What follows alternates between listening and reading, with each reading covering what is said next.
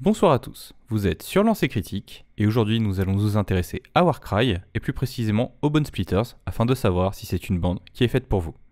Dans cette série, nous allons parler de l'historique de la bande dans Age of Sigmar, quel est leur style de jeu sur le champ de bataille, quel mercenaire est intéressant pour eux et finalement je vous proposerai deux listes de bandes, une pas chère et une plus orientée tournoi. Et n'oubliez pas que la première règle pour choisir une bande est qu'elle vous plaise visuellement, le reste ne vient que bien après.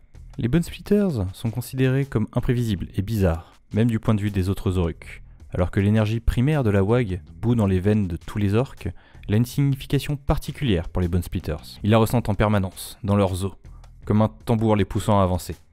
Les clans Bone Splitters sont liés ensemble par la vénération de cette étrange énergie, qu'ils croient venir de l'âme d'animaux sauvages. Ils sont toujours en chasse, pas pour de la nourriture, mais pour l'esprit des créatures monstrueuses qui parcourent les royaumes mortels. Une fois leur proie battue, ces os sont retirés et portés comme trophées, et leurs organes écrabouillés pour créer leur peinture rituelle sacrée. Ces tatouages et trophées sont gorgés d'énergie mystique, résidus de l'essence de la bête emprisonnée à l'intérieur. Défiant toute logique, ils peuvent détourner une flèche ou une balle aussi bien qu'une armure en fer. Aucun peau verte ne commence sa vie comme un Bone Splitters. La bénédiction de Gorka Morka semble être aléatoire.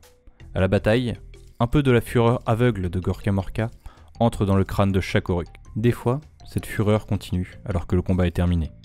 Incapable de faire taire cette voix dans leur tête, le Oruk en question devient fou. Il développe une tendance à collectionner des dents cassées, avoir de longues conversations avec son arme, ou écrase le visage d'un autre Oruk à coups de cailloux peints. Sans surprise, avec un tel comportement, le Oruk est exclu rapidement et violemment de son clan par ses congénères. Ces individus partent alors dans la nature à la recherche d'autres peaux vertes comme eux. D'étranges signes et symboles le conduiront finalement vers le clan Bone Splitters le plus proche. Il trouvera alors un nouveau foyer, parcourant les royaumes, répandant les pouvoirs de la WAG. Probablement guidés par Mork, les Bone Splitters empruntent les chemins détournés des Gloomspite Gits pour se rendre aux 8 points, afin de poursuivre leur inlassable chasse. Dans une bande Bone Splitters, on peut croiser des Savages Oruk, ce sont le gros des forces Bone Splitters, ils se réunissent en bandes tatouées et hurlantes, portées par la frénésie collective, des Sauvages Oruk Morboy. Même les autres Bone Splitters pensent qu'ils ont quelque chose de dérangeant. Les prophètes disent qu'ils ont absorbé l'esprit d'une bête, les transformant en prédateurs bestiales. Leurs tatouages brillant avec intensité alors qu'ils se jettent tête baissée dans la bataille, ignorant complètement ce qui se passe autour d'eux. Des Big Stabas, ce sont des équipes de 2 Oruks portant une lance surdimensionnée, connue sous le nom de Dents de Gork. Chaque clan les considère comme sacrés, la lance prenant les qualités des bêtes qu'elle tue, rendant fous furieux et sans peur ses porteurs. Finalement, des Arrow Boys, préférant les tactiques rusées de Mork, éprouvant de la joie à transpercer leurs adversaires dans le dos de multiples projectiles à distance, avant de les finir avec leurs couteaux. À présent, parlons d'eux sur la table de jeu. Leurs points forts, beaucoup de points de vie par rapport à leur coup en points. Une vitesse moyenne, mais avec des habilités permettant de l'améliorer. Leurs points faibles, un manque d'unités spécialisées, et une endurance plutôt faible. En divers, nous avons le Savage Oruk, soit avec Kitroute sauvage et bouclier d'os, soit avec le Kitranche et bouclier d'os. Ils n'ont aucune aptitude particulière, leurs dégâts sont faibles comparés au reste de la bande, et ils restent chers en points, ce sont donc 2 unités que j'éviterai. À distance, nous avons le Sauvage Oruk Arrowboy. Ce dernier possède une portée de 15, mais avec seulement 2 attaques par activation, ses dégâts sont extrêmement faibles. Suite à l'errata, il dispose d'une aptitude qui permet de leur donner de 1 à 3 attaques supplémentaires, mais il vous en coûtera un bon triple. A mon avis, il reste trop cher en points pour en avoir une nuée comme les gobelins, ce qui aurait pu compenser les faibles dégâts, et par conséquent, je ne pense pas que j'en inclurai dans ma bande. Les Sauvages Oruk Morboys, avec ou sans totem d'os. Les 2 figurines coûtent le même nombre de points et ont le même profil, à la seule différence que le totem peut taper à une portée de 3 pouces, ce qui est énorme. Leurs dégâts sont excellents et à seulement 20 points de plus que le Savage Oruk, les Morboys constituent des troupes de choix pour votre bande. Le totem permet sur un double d'avoir une aura qui donne +1 en endurance, ce qui comble un des points faibles de votre bande. Les Morboys normaux, quant à eux, ont une aptitude qui sur un double leur permet d'infliger quelques dégâts. Cela permet de dépenser nos dés une fois au corps à corps pour achever une figurine ou blesser un adversaire avec une forte endurance. En élite, nous avons le Sauvage Big Staba.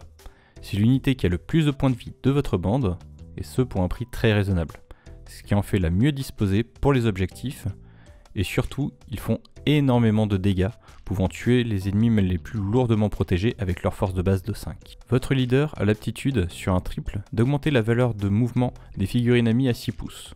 On a donc besoin d'un leader qui va suivre ses boys au combat, afin de leur faire profiter de l'avantage de mouvement. Nous avons 3 possibilités, le sauvage, le Haro Boys et le Morboy. Là aussi, je m'orienterai vers le Morboys. Le sauvage boss ayant le même profil, à la seule exception d'une valeur de dégâts plus faible. Et le Haro Boys souffrant des mêmes problèmes que l'équivalent en troupe, et qui en plus ne pourra pas faire profiter pleinement de l'aptitude du leader. En mercenaire, je vous conseille le Warchanter.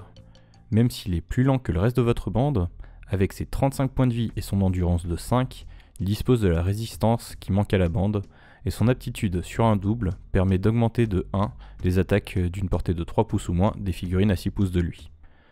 Vos combattants ayant de bonnes chances d'être packés pour profiter du bonus de leader et de totem, cela synergise très bien avec le reste. Au final, nous avons une bande qui je pense est parfaitement adaptée pour les nouveaux joueurs. Ils sont suffisamment nombreux et ont suffisamment de points de vie pour compenser les éventuelles erreurs. Leur stratégie est très simple et se résumera souvent à foncer dans le tas et profiter de leurs dégâts élevés. Et même si certains choix sont clairement moins intéressants que d'autres, on ne peut pas vraiment faire de mauvaises listes.